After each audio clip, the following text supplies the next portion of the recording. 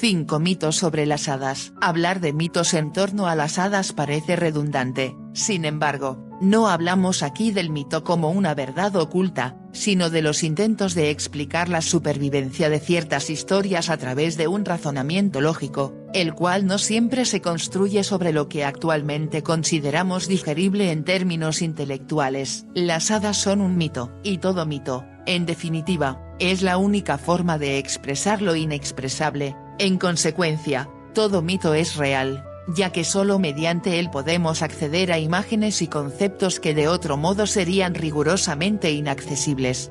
A continuación analizaremos 5 mitos sobre las hadas. 1. Las hadas son las almas de los niños muertos. Una creencia bastante popular afirma que las hadas son las almas de los niños muertos que se niegan a abandonar el mundo. Las Bansee de Irlanda, por ejemplo, son descritas como rubicundas fantasmagorías diminutas, similares a niños. En Inglaterra, se cree que las hadas son los espíritus de los niños muertos que no han sido bautizados. Existe una curiosa anécdota consignada por el poeta William Blake, quien aseguró haber presenciado el funeral de un hada luego de que uno de los bebés de su región murió repentinamente sin haber recibido la marca bautismal.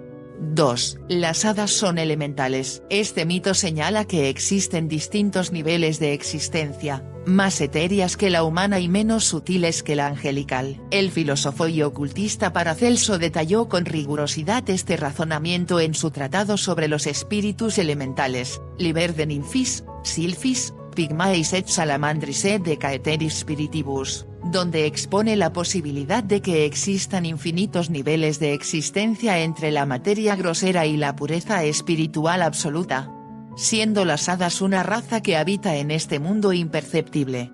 3. Las hadas son ángeles. Según este mito, las hadas son ángeles degradados, es decir, ángeles rebeldes que no fueron condenados a una existencia demoníaca, o que descendieron a la tierra mucho antes de que se produjeran las guerras celestiales.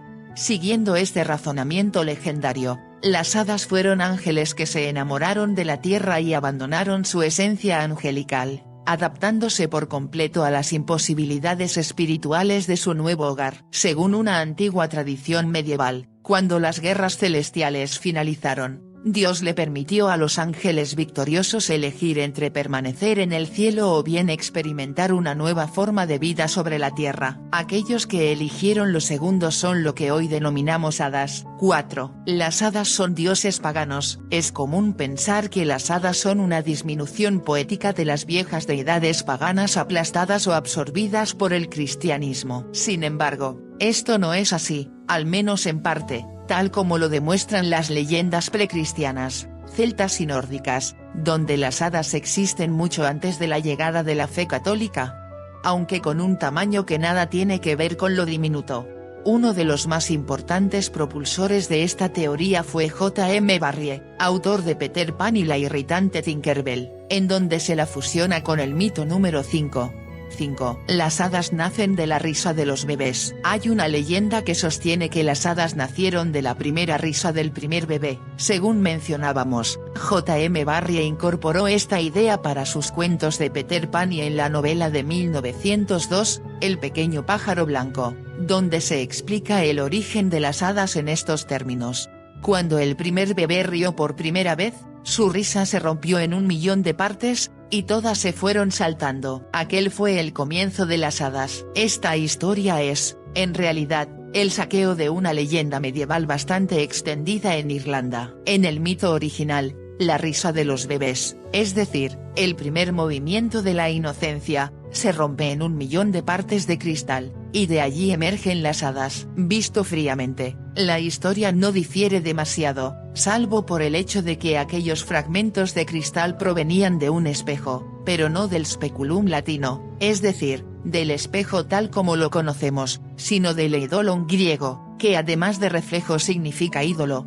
Por lo tanto, el mito irlandés sostiene que las hadas nacen de la caída de los viejos dioses vencidos, fragmentados en 1.000.000 de pedazos apenas reconocibles.